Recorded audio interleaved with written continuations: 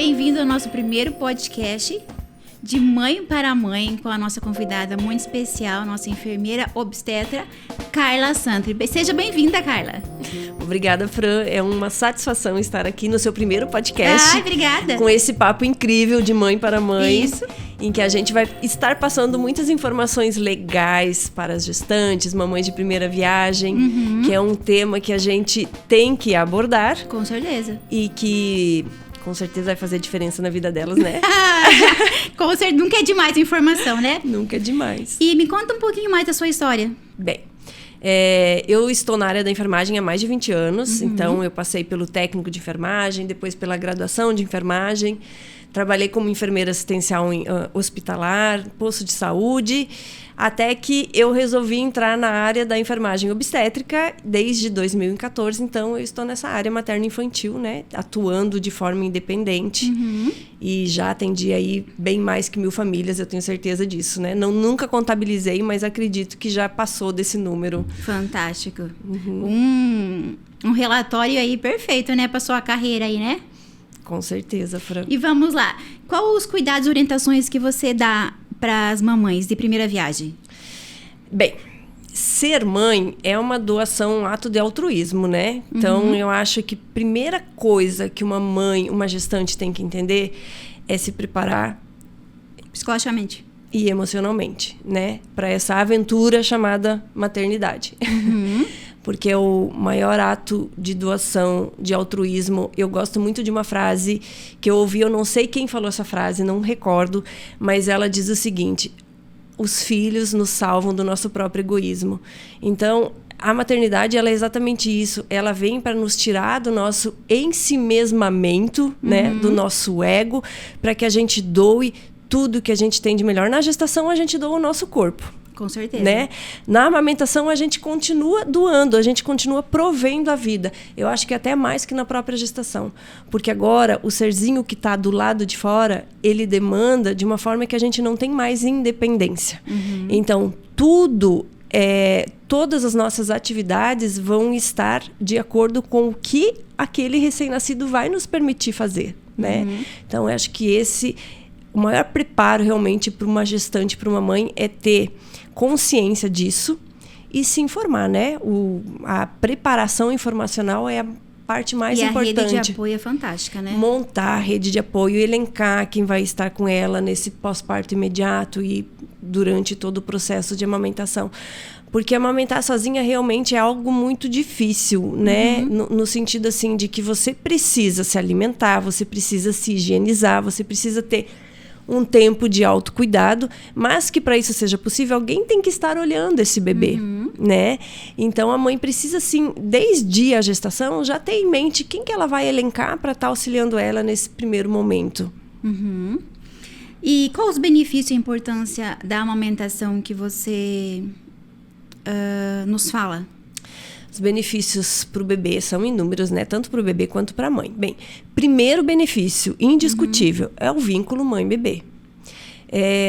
Esse ato de amamentar, porque para o bebê recém-nascido, ele é um mamífero. Onde ele vai querer estar o tempo todo?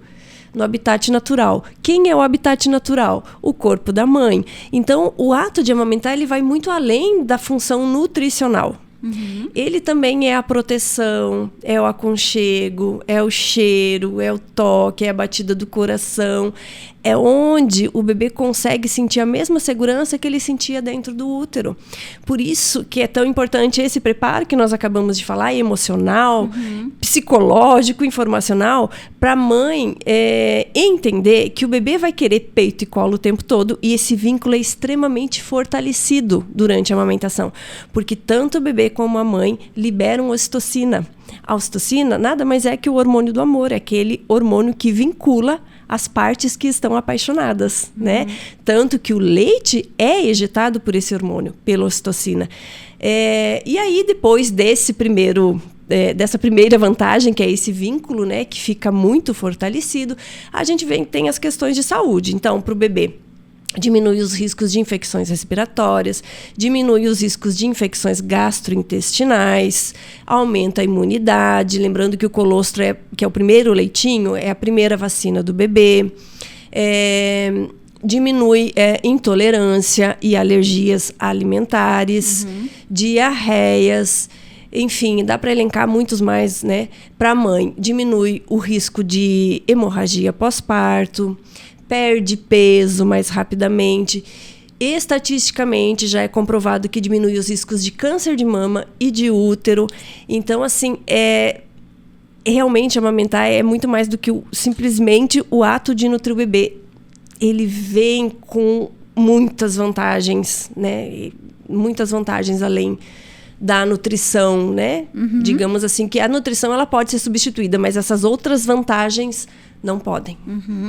Essa dica vale ouro, gente, que a Carla acabou de falar. Para você que é mãe de primeira viagem, né, Carla? Com que certeza. Essa orientação aí é fantástica. Vamos lá. Qual a dificuldade comum que você observa nas suas visitas nas mamães de primeira viagem? As dificuldades mais comuns, Fran, realmente é a insegurança, em primeiro lugar, né? A insegurança se eu estou alimentando ou não esse bebê, se meu leite está sendo suficiente ou não. Porque a amamentação ela é um ato de fé. Você tem que acreditar que você E se doar, né? E se doar, com certeza, né? Mas você tem que acreditar no seu potencial de amamentar. Ok, algumas mães realmente vão ter problemas fisiológicos de que o leite, em algum momento, pode não ser o suficiente para o bebê, mas a gente não tem como saber disso sem ela passar pelo processo de amamentação, né? Então, primeiro ponto, a insegurança. Segundo ponto, geralmente, nos primeiros 10, 15 dias, elas têm alguma sensibilidade nas mamas, né? Outras já formam fissuras. A apojadura, que é o momento da descida do leite, que ocorre entre o 3º e o 7º dia ali de pós-parto, também é um momento bem desafiador, porque a mama fica muito grande, muito inchada. Aí essa mãe ela tem que entender o que ela precisa fazer para manejar essa mama, para que fique mais fácil dela amamentar e para que diminua esse desconforto. Por isso que é tão importante a informação, em primeiro lugar, e o auxílio profissional, nesses momentos mais críticos, né? Porque o auxílio profissional ele pode salvar uma amamentação. Com certeza. Quando que o seio tá com fissura, o que você recomenda a mãezinha fazer? Primeira coisa, Fran, a gente tem que avaliar o que está causando essas fissuras. É a posição do bebê que está inadequada? É a pega deste bebê que está inadequada? Existe alguma disfunção oral no bebezinho? Existe uma inadequação de postura materna? Então, primeira avaliação é isso. É avaliar a mãe e bebê amamentando e fazer os ajustes necessários. E aí, depois, a gente entra com os tratamentos adequados para sanar. Mas, primeira coisa, tem que sanar a causa para depois entrar com o tratamento. Porque quando a gente entra com o tratamento sem identificar a causa, a gente trata, volta a fissurar. Trata e volta a fissurar, né? Certeza. Por isso que é tão importante... a consultoria de amamentação, ela é exatamente isso, né? Ela vai tratar, manejar, entrar com as técnicas corretas para que isso não volte a acontecer, né? E aí depois a gente tem os problemas que podem ocorrer durante todo o processo de amamentação, independente se a mãe amamentar 1 mês, 6 meses, 1 ano, podem ocorrer processos de mastite, que é a inflamação da mama, ou até mesmo evoluir para uma infecção, e entre tantas outras patologias, mas que todas elas existe tratamento e a mãe pode continuar amamentando sem problema, sem prejudicar o bebê. Eu até trouxe aqui dois modelos de sutiã. Qual que você recomenda, qual que você indica para a mãe que está amamentando? Eu trouxe um com bojo e outro sem. Certo, Fran. O sutiã de amamentação, ele é uma peça indispensável para o enxoval materno. Sim, com certeza. Né? Por quê? O sutiã de amamentação, ele é apropriado porque a mama da mãe cresce e incha, né? Então, ela às vezes até dobra de tamanho.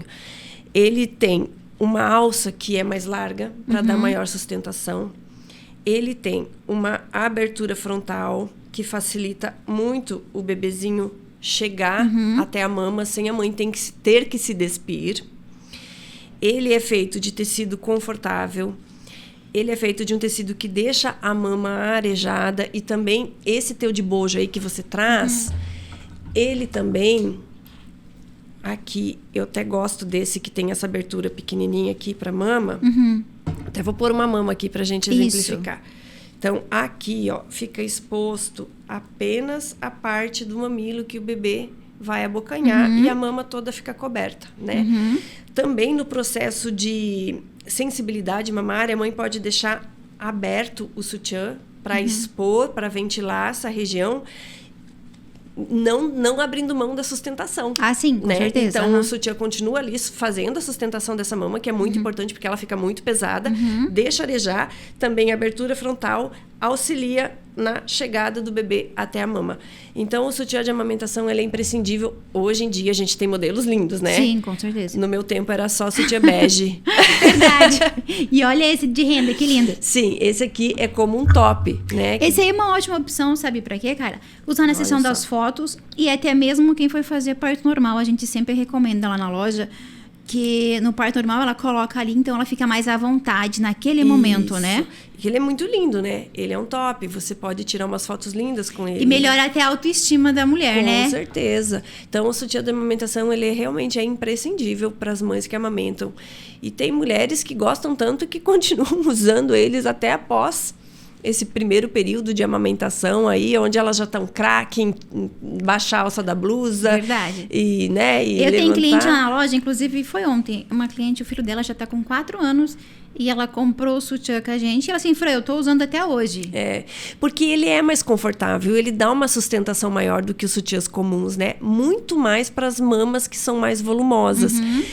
E como a gente tem aí no mercado diversos modelos, a mãe vai ver qual que melhor se adapta a ela, né? Então, para mamas volumosas, para mamas menores, para mamas que são mais flácidas, outras mamas que não têm tanta necessidade desse suporte da flacidez, a gente tem inúmeras opções. Isso é muito... E para ela começar a usar, eu acho que logo assim, quando ela tá, descobre que tá gestante, na verdade, quando o seio começa a ficar mais dolorido, mais pesado, né? Ela já pode optar por esse, né? Pode optar pelo sutiã de amamentação. Porque o outro normal tem o bojo, de repente tem umas que tem o ferrinho, então incomoda, né? Não, eu não recomendo para gestante nem para amamentação sutiã com ferrinho.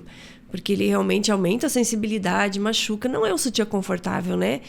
Carla, e referente à alimentação da mãe, que se eu quero saber se é mito ou não, né? Porque o pessoal fala que tem alimentos que dá cólica, outros não. O que você me fala sobre isso? Ai, Fran, isso é um assunto treta, viu? Fran, o que eu costumo orientar? Existem alguns alimentos que são potencialmente alergênicos, né? Entre eles estão leite e seus derivados, oleaginosas. Porém, se a mãe, se o pai, se a cadeia hereditária não é alérgico ou não é intolerante a nenhum desses alimentos, a gente não vai saber se o bebê é ou não é sem introduzir na alimentação da mãe, né? Então, o que eu oriento geralmente as mães? Coma de tudo um pouco e observe, né? Se naquele dia ela tomou uma xícara de leite e percebeu que esse bebê realmente teve mais cólica, mais gases, esteve mais irritado, mais chorão, dá um tempo nesse leite, né? Mesmo porque não existe uma investigação para saber se o bebê é alérgico ou não tão novinho, né? A gente vai pelos sinais e sintomas que o bebê apresentar. E aí, na consulta com o pediatra, né, essa mãe vai relatar os sintomas. Então, assim, a gente não tem como saber se o bebê vai ter ou não alguma intolerância. Nos primeiros dias de vida, né? Nos primeiros dias de vida. Até mesmo porque nos primeiros 15 dias de vida, o bebê ele não apresenta cólicas. Ele vai apresentar isso depois, principalmente depois do 15º dia de vida, né? O que o bebê apresenta antes disso, que é muito confundido com cólica, que é algo fisiológico, é a disquesia. É um nome feio para dizer que o bebê é imaturo gastrointestinalmente, né? Então, essa imaturidade faz com que ele sinta muitos desconfortos. A gente tem que lembrar que esse bebê está se alimentando via oral pela primeira vez. Que esse bebê, pela primeira vez, está tendo trânsito intestinal. E que, pela primeira vez, ele tem que evacuar e soltar gases. E isso é algo que ele está aprendendo a fazer. Então, ele ainda não sabe nem direcionar a força para o lugar certo para conseguir soltar e evacuar, né? E ele faz muito esforço, geme muito, e isso muitas vezes é confundido com cólica. Geralmente, nos primeiros dias do bebê, o bebê chora por insegurança mesmo, por querer estar aonde? Voltar ao útero materno, mãe, né? A gente chama isso de esterogestação. Período de esterogestação. Que tudo que lembra o útero, que remete o bebê ao útero, deveria ser feito o tempo todo para que ele realmente se acalmasse. E aí a gente tem algumas técnicas para acalmar esse bebê e principalmente o que acalma 100% sempre. Peito. O peito, né? Peito. É o colo da mãe ali, Colo da né? mãe e colocar para sugar, né? O peito é o cordão umbilical aqui do lado de fora. Você viu, né, mãezinha? Quem que é mãe de primeira viagem, né, Carla? Essa dica aí vale ouro, né? Vale ouro. Até mesmo para se preparar emocionalmente, que você vai ter que estar disponível. Vai ter que passar por esse processo, né? É, isso mesmo. E referente ao desmame, o que você orienta? É a partir de quantos meses ou não tem isso? Fran, isso é muito assim. O que os órgãos de saúde recomendam? Que se amamente exclusivamente até os 6 meses de vida e que após os 6 meses de vida inicia a introdução alimentar, sendo o leite materno ainda a principal fonte de nutrição do bebê, porque é introdução alimentar, está introduzindo os alimentos. E que continua amamentando até os 2 anos de vida ou mais, caso seja o desejo da mãe e do bebê, né? Mas o desmame, geralmente, ele é conduzido pela mãe. Porque a mãe cansa, a mãe quer voltar a ter uma vida, né, sem... Volta a trabalhar. Volta a trabalhar, muitas vezes. Então, geralmente, ele é conduzido pela mãe. A mãe tem que estar pronta emocionalmente para realizar o desmame, né? O desmame não precisa e não deve ser feito de forma abrupta, porque isso traz sofrimento para o bebê, traz sofrimento para a mãe. Tudo que era bom até aquele momento, de repente, acaba. Então, não tem que ser dessa maneira, né? Para a mãe é importante um desmame gradual, porque gradualmente vai reduzindo o volume de leite nas mamas, e aí ela não vai sofrer com aquele leite, com aquele peito cheio, empedrado, doendo. E para o bebê é importante porque gradualmente ele vai se desvencilhando desse apego. Então eu sempre oriento um desmame gradual, um desmame gentil, aos poucos, e isso pode levar alguns meses, não é de uma hora para outra. E não é fácil, né? Não, porque a mãe, ela acha que quer desmamar, mas ela é a pessoa que mais sofre. Então, a mãe tem que estar preparada, mais uma vez, psicologicamente, emocionalmente, e ela tem que desmamar antes de desmamar o filho. Então, ela tem que desmamar desse vínculo para conseguir conduzir de uma forma que o bebê se sinta seguro para, né, para ele também conseguir desmamar da mãe. Fran, uma coisa que a gente precisa lembrar é que só desmama quem mamou.